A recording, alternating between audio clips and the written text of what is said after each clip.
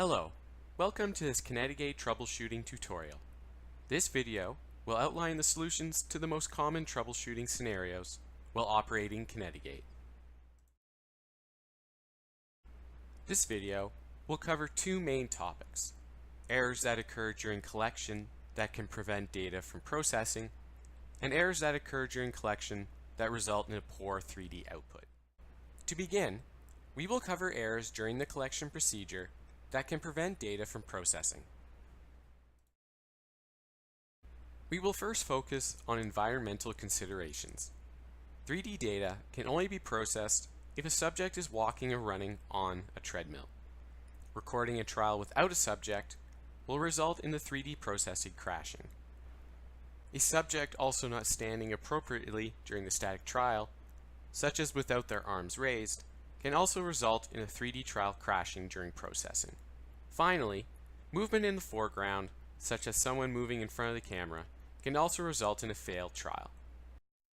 Make sure before collecting data that your capture environment is appropriate and that you are familiar with the proper operating procedures for KinetiGait. Please see our user manual for more details. Moving on to the camera itself, streaming data from the Kinect is very hardware intensive, as it generates approximately 1 GB of data every 15 seconds. As such, reasonably high-end system specifications are required to properly run the camera.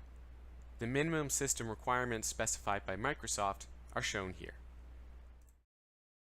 When connecting your Kinect for the first time, Windows will automatically download drivers to run the camera. For those using an NVIDIA processor, open the NVIDIA control panel and under Program Settings, set KinectService.exe to run using the high-performance NVIDIA processor. Set the power management mode to Prefer Maximum Performance and the Multi-Display Mixed GPU Acceleration to Single Display Performance mode. Repeat this procedure with KinetiGait.exe. For those using a tablet or laptop, make sure it is plugged in directly into the wall and not through an extension cord. Also, set the power plan to high performance on your machine, and in the advanced power options, set the PCI Express Link State Power Management option to off. Finally, close all other apps before collecting data. Since the collection is so hardware intensive, all possible system resources should be freed up for collection. In this next section, we'll cover issues relating to the 3D output after the trial has been processed. These occur when the data is of high enough quality that it can be processed. However, it results in a poor 3D output. Misaligned avatars in the 3D workspace can be attributed to two primary factors. First is the subject not standing on the treadmill during the static trial. This will result in the floor being incorrectly set in the output, and therefore the subject will not be correctly aligned with the normative model. The other cause is linked to treadmill incline. The KinetiGait models were created assuming level walking or running. Therefore, for proper alignment of the models, ensure that the treadmill is level during collection, as well as following correct subject positioning during the static trial. Error in this subject scaling has two main causes. First is hairstyle. Tied up hair can change the subject's apparent height to the camera, which will result in the system misinterpreting the top of the hair as the top of the head. Make sure, for your subjects with long hair, that you instruct them to tie their hair back instead of up.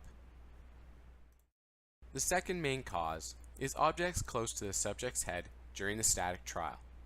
These objects can be picked up by the camera and be mistaken as being part of the subject. Make sure objects, such as light fixtures, harness cables, or beams, are away from the subject's head while collecting the static trial.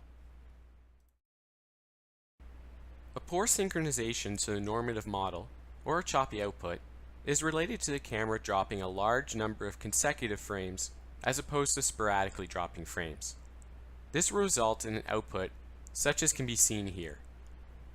Make sure to only have KinetiGait open when collecting data, since other programs, such as an internet browser, can utilize large amounts of system resources in the background.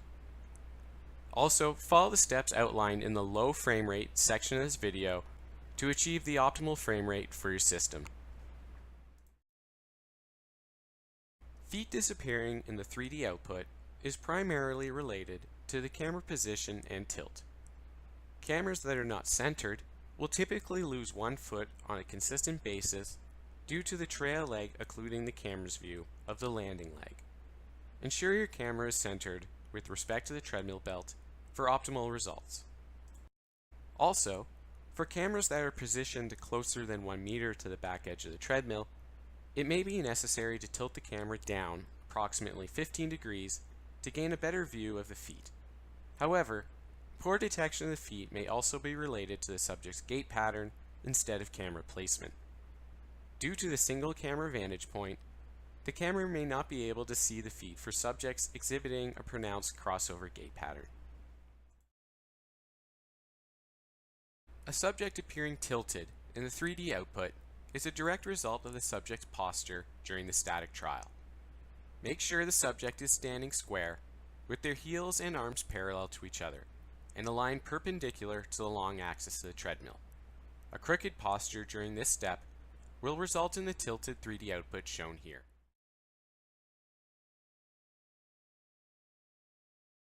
Foreign objects appearing in the 3D output can occur in two situations.